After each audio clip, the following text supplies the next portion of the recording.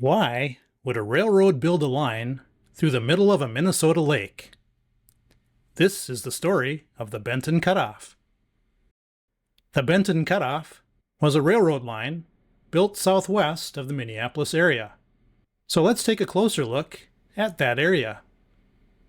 Once again, these are the locations of Minneapolis and St. Paul. The Hastings and Dakota built a railway line west of Hastings, starting in September of 1868. This passed through the towns of Vermilion, Auburn, Farmington, Fairfield, which would later become Lakeville, Credit River, Prior Lake, Shakopee, Chaska, Carver, and Benton, which would later become Cologne. This line was completed to Cologne in July of 1872, so it took about 4 years to get that far. About this same time, the Hastings and Dakota was absorbed by the Chicago, Milwaukee, and St. Paul Railroad, or the Milwaukee Road. The Milwaukee Road was building a transcontinental railroad, with a good portion of its traffic coming from cities east of La Crosse, Wisconsin. However, to continue to grow, it needed to tap into the Minneapolis and St. Paul markets as well. For that reason, the Milwaukee Road built several lines through the Minneapolis and St. Paul areas, which essentially made the Hastings and Dakota line to the south less important. Let's zoom into the area within the red rectangle. The black line shows the path of the Hastings and Dakota through Carver County, Minnesota. The red line shows the track of the Minneapolis and St. Louis Railway. The Milwaukee Road planned to build the Benton Cutoff roughly along the blue line. This planned route would have to work around Hazeltine Lake, Lake Bavaria, Aue Lake, Miller Lake, and Benton Lake. Again, remember that the Hastings and Dakota was built from Hastings to Cologne from September of 1868 to July of 1872. The Benton Cutoff was built from November of 1880 to January of 1881. The chief civil engineer on the Benton Cutoff was Albert Brainerd Rogers. One of his assistant engineers was James Vanderwerker.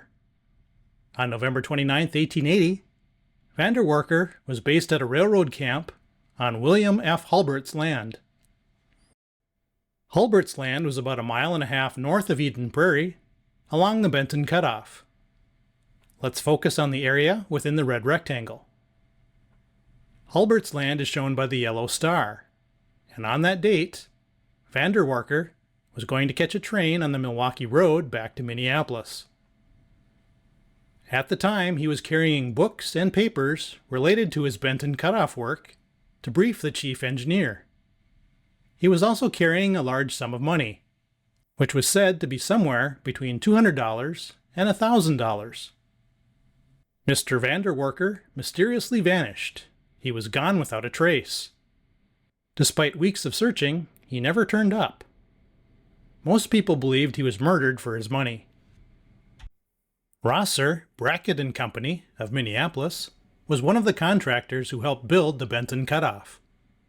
Langdon and Company, also of Minneapolis, also worked on the new line. Local newspapers advertised for 300 teams of horses for railroad work on the Benton Cutoff. This required hundreds of men as well, who were paid $1.75 a day for surfacing work, or $2 a day for track laying. The contractor who dug the heavy cuts was Colonel Frank Peddler. Colonel Peddler had become well known for his portable railway equipment. But what exactly was that? Colonel Peddler organized the Peddler Portable Railway Manufacturing Company in 1870 at Minneapolis. This map of Minneapolis shows the locations of St. Anthony Falls and the famous Stone Arch Bridge. The Peddler Manufacturing Company was located in southeast Minneapolis. This Foot & Company map from 1892 shows the layout of the Peddler plant, which was right along the Northern Pacific Railway line. Here is a photo of the plant likely taken from the southeast looking to the northwest. Peddler essentially used narrow gauge railroad for his portable railway equipment. Narrow gauge meant the rails were only 18 inches apart. Wooden planks could be added on either side of the rails so wagons could pass over them. Turntables could also be set up so cars could be turned around. Speaking of cars, this is what a peddler narrow gauge car looked like. Each car could carry about a cubic yard of soil. Once full, the cars could be dumped from either side, with gravity doing all the work. The portable track could be laid close to the shovelers, who filled the cars. 3 cars usually made up one train, and 1 horse could pull the 3 cars. The cars were taken to the fill spot, where they were dumped. On the Benton Cutoff, Peddler had 100 men and 10 horses working for him in 4 crews. He had 6,000 feet of narrow gauge track and 48 of his patented dump cars. Going back to the Benton Cutoff, remember the black line was the original path of the Hastings and Dakota, which became a part of the Milwaukee Road. The yellow line shows the path of the Benton Cutoff through Carver County. Constructing the Benton Cutoff would bring more activity to the small towns of Chanhassen and Augusta. Let's zoom into the area within the blue rectangle. The Milwaukee Road picked several points along the Benton Cutoff to provide statistics on. One of these statistics was elevation above mean sea level, which is shown in yellow. By plotting these elevation points in chart form, from Chanhassen on the right to Benton Junction on the left, the differences in elevation really stand out. The highest points were Chanhassen and Augusta Station. That means the grade goes down from Chanhassen to Hazeltine Lake, then up to Augusta Station. The grade then goes down from Augusta Station to Carver Creek, where it then goes up again to Benton Junction. This is a colored topographical map which shows the 2 highest points, Chanhassen and Augusta Station. Other than elevation changes, remember that there were 5 lakes along the Benton Cutoff route as well. The route the civil engineers chose essentially led to 5 different curves in the route. At an unknown later date, the Milwaukee Road straightened the Benton Cutoff and removed these 5 curves. Let's start by looking at Curve 1, which was near Hazeltine Lake. The black line represents the original 1881 path, while the yellow line shows the straightened path. The Milwaukee Road laid earthen fill along the northwest side of Hazeltine Lake, essentially cutting off a small piece of the lake. The first curve that was eliminated was pretty small, and was close to Hazeltine Station. This 1937 aerial photo shows the earthen fill area through Hazeltine Lake, and where the first curve was eliminated. This is how the first curve area appeared in 2025. The earthen fill area along the north side of the lake is pretty easy to pick out. If you were standing at the yellow arrow, looking northeast, this is what you would see. If you were standing at the same spot, but looking southwest, this is your view.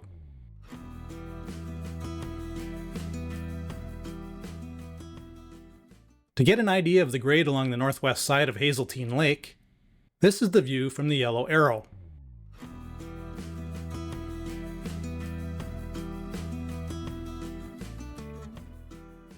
Finally, this is a closer look from 2025 at the earthen fill area. Now let's examine the first eliminated curve, which was right near Hazeltine Station. This is the view from Chestnut Street, looking to the northeast.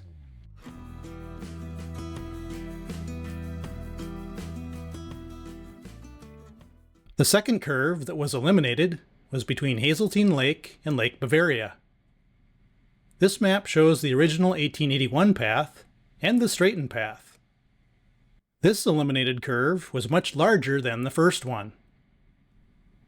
This is the 1937 aerial photo, and the location of the eliminated curve. Moving ahead to 2025, this image gives a good idea of what the area looks like today and where the eliminated curve was. If you were standing on Bavaria Road at the yellow arrow, this would be your view. Looking the other way gives you this view. From the roundabout at Bavaria Road and Pioneer Trail, this is the view north-northeast.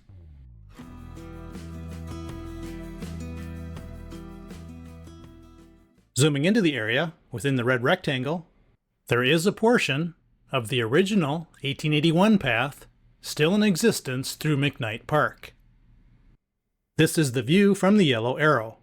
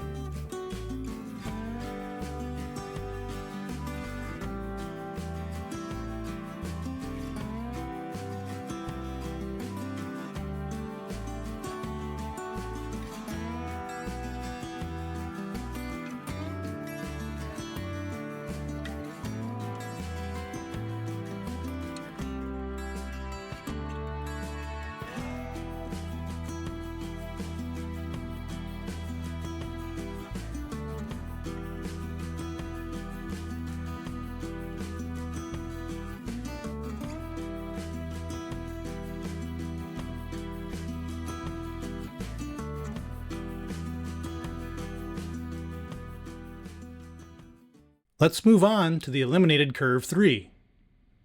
Again, this is the 1898 map that shows the original 1881 path and the straightened path. This eliminated curve is a smaller one, much like curve 1. This is the 1937 aerial photo with both paths shown. The eliminated curve is shown in blue. Moving on to the aerial photo from 2025, this is the curve that was eliminated. Let's zoom into the area within the red rectangle. In 2025, here are some views at different points along these sections of track.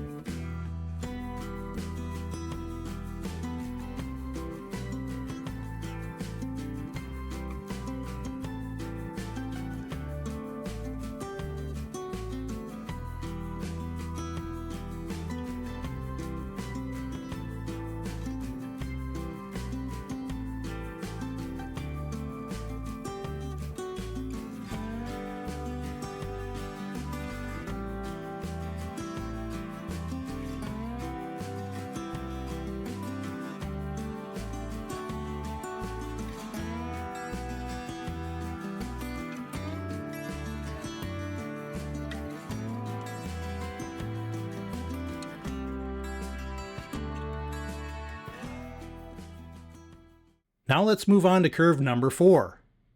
The original 1881 track went through the town of Augusta, while the straightened path bypassed it just to the south. This fourth eliminated curve was also a fairly big one.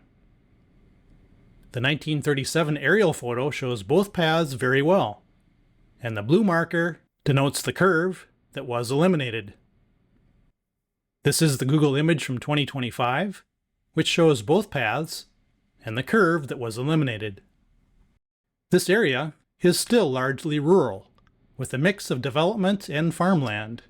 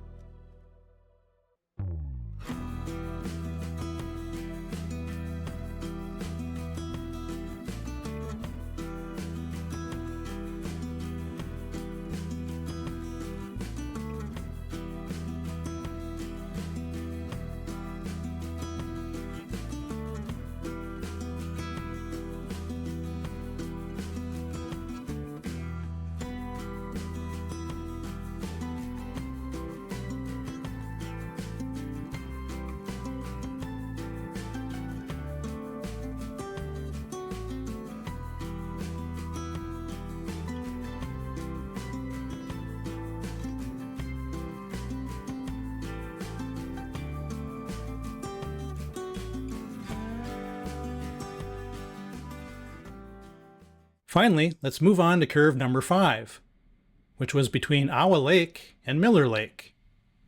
First, these are the paths of the original line and the straightened line, and where the curve was eliminated. This is the 1937 aerial photo, which shows both paths as well.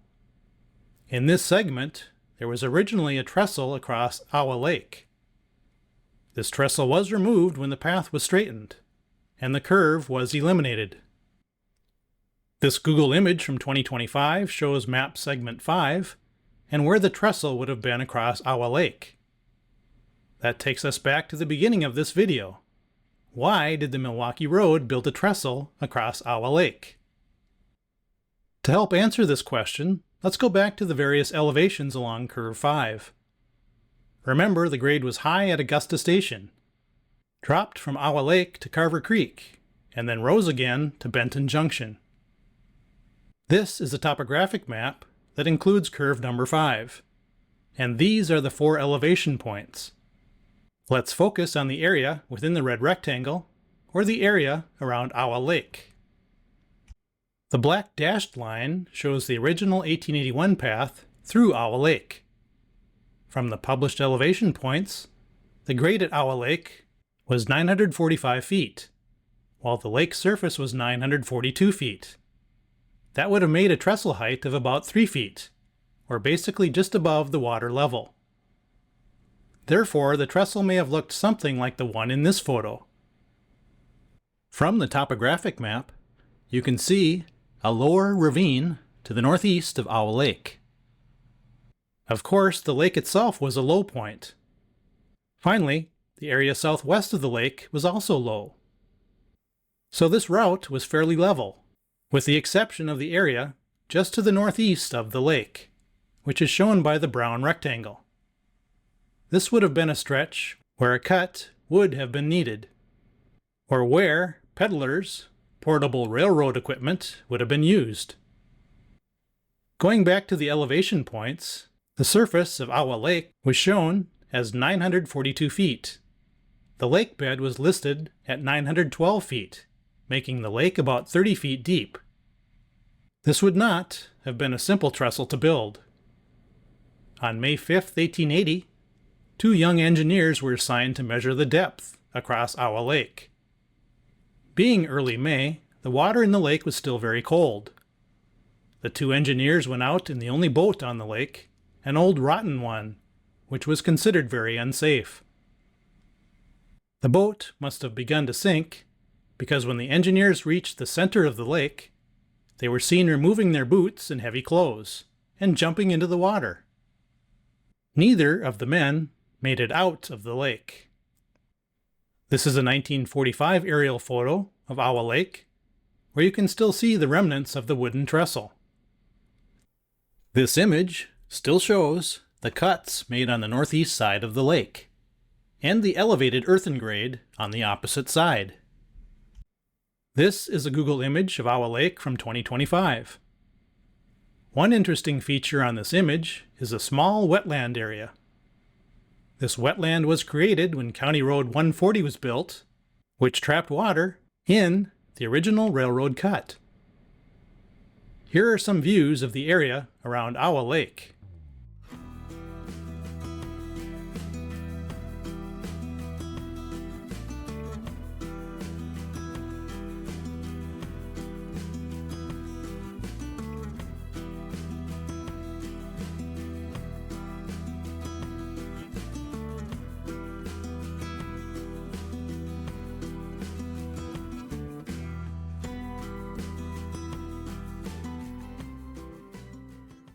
Finally, these are some views of the area around the 5th eliminated curve.